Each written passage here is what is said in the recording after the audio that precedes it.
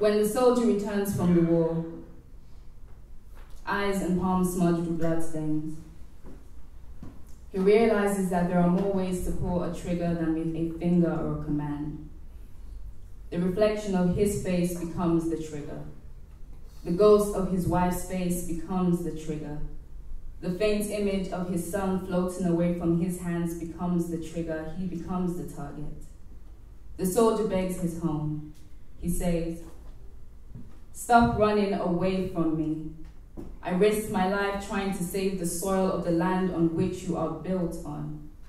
Home replies, "You are not welcome here anymore. You chose the world over me like protecting me was not a loud enough victory to make a flag with."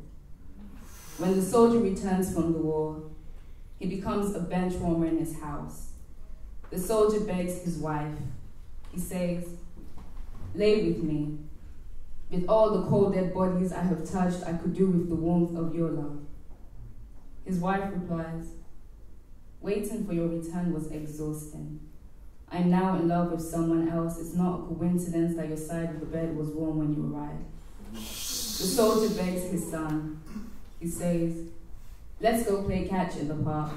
Though I might have lost one arm in the war, my other arm is still strong enough to throw things heavy as bombs. You know, your father is like Superman." His son replies, "Dad, the moon raised me.